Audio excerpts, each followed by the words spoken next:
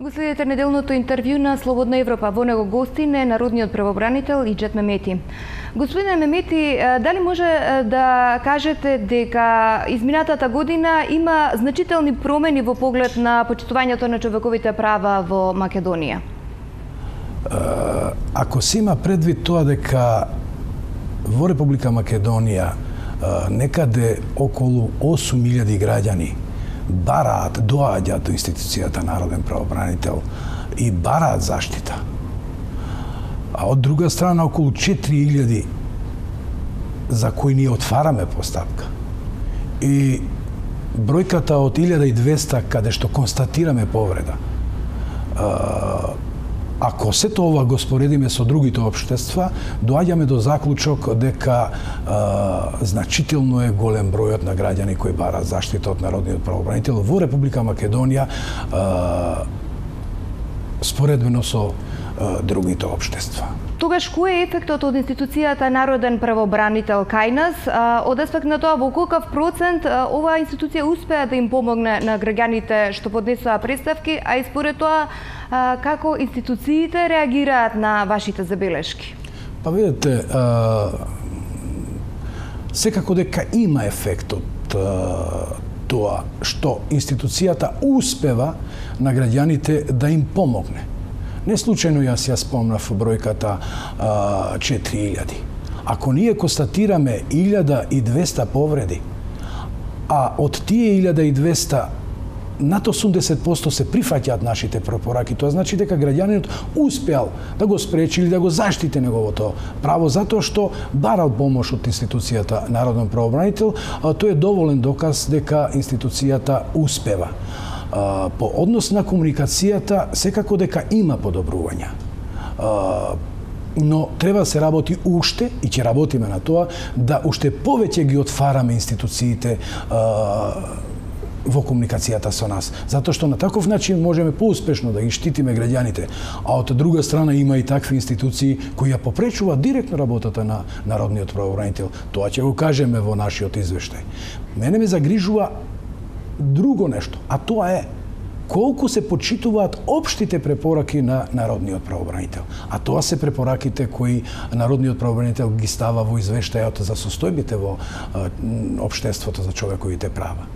Не е во ред Собранието само да констатира дека е информирано за состојбите со човековите слободи и права. А од друга страна извештајот да не го достави на надлежност за да го видат институциите на кои е наменето, за да извлечат поука од тоа и да се подобрат. Така да општите препораки, ја искажувам таа моја загриженост дека општите препораки недоволно се почитуваат. Она што и минатата година беше најактуелно е судството, имаше многу критики за тоа колку е независно судството во Македонија. Опозицијата излезе со посочување дека во Македонија постојат политички затвореници. Власта не мисли така. Каков е вашиот став? По однос на прашањето дали има во Македонија политички затвореници. Видете, пред се мислам дека треба да ни е јасна дефиницијата што се подразбира под политички затвореник. Тоа добро го зацртува или го кажува резолуцијата на Советот на Европа. Според која за политички затвореник се смета лице кое е лишено од слобода и при тоа лишување од слобода му е одредено негово право што е предвидено во Европската конвенција за човекови слободи и права. Или е лишено од слобода лице за кое нема извршено дело, туку од политички побуди. Или на нееднаков начин е лишено од слобода. Ако ова го имаш предвид, а од друга страна ги имаш предвид појавите во Република Македонија, односно мислењата на различностите по однос на ова прашање.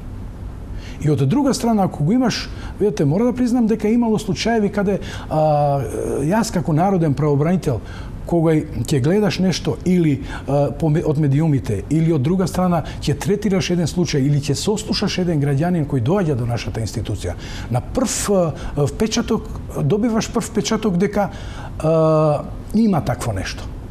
Но од друга страна, видите, сите овие елементи што ги кажав, треба негде да се утврдат. Мис некоја процедура да се утврди дали има или нема. што е многу тешко. А од друга страна, имајќи ги предвид различностите, што реков, или ставовите на политичките партии, позиција, опозиција, сите мислат дека се во право. И едните, и другите. И се додека сите мислат дека се во право, и се додека не се прифаќа ставот и на другиот, ако остануваат закопани во нивните ставови, ќе има сомнежи, ќе остава сомнежи во општеството дека имало или немало такво нешто. Затоа апелирам до сите органи поголемо почитување, поголема толеранција и поголема професионалност при вршењето на јавните работи.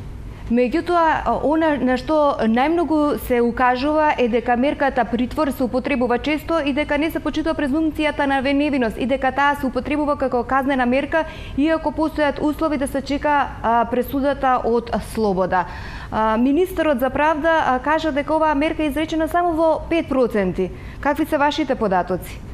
Видите, прво по однос на презумпцијата на невиност или повредата на тој принцип. Ние ја искажуваме нашата загриженост во извештаите, и тоа години наназад. И сме имале постапки.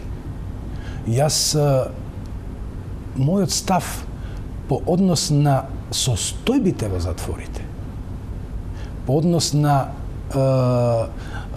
пренатрупеноста на затворите, јавно сум го кажал во неколку наврати. И сум апелирал до властите, поготово во овој случај до судската власт. Ако има друга можност за да може да ја постигнат целта за спроведување на фер и квалитетна постапка со некоја друга мерка за обезбедување, не треба да ја употребуваат мерката притвор. Затоа што ако ги гледате последните пресуди на Судот за човекови права по однос на условите во затворите или па по однос на третманот во затворите или по однос на пренатрупаноста во затворите, има неколку пресуди за Грција и за Русија, мислам, каде што условите и пренатрупаноста во затворите го третира како повреда од државата на член 3 од конвенцијата. Така да, уште еднаш ја користам оваа прилика да апелирам до сите институции, затоа што таа пренатрупаност, тие лоши услови во тие наши затвори доведуваат до прекршување на човековите слободи и права. Министерот за правда рече дека во 5% само е изречена мерката притвор. Кои се вашите податоци? Ние, како што знае јавноста и вие, имаме функција и национален превентивен меанизам. Вршиме и посети. Веќе 2 извештаја, сега третиот ќе го сврлиме и ќе го пратиме до Обединетите нации и до властите. Нашите посети говорат дека од година во година бројот на лицата кои се на издржување мерка притвор се зголемува енормно. Има затвори каде што дупло е поголем бројот на лица кои се на издржување мерка притвор од можностите на институцијата, поготово по однос на малите затвори. Ако сакате, можеме и да ги наброиме истите. Со ова сакам да кажем дека факт е дека бројот на лицата кои издржуваат мерка притвор се зголемува од година во година. Сега прашањето е, јас не сакам да навлезам во тие проценти. Прашањето е која е причината?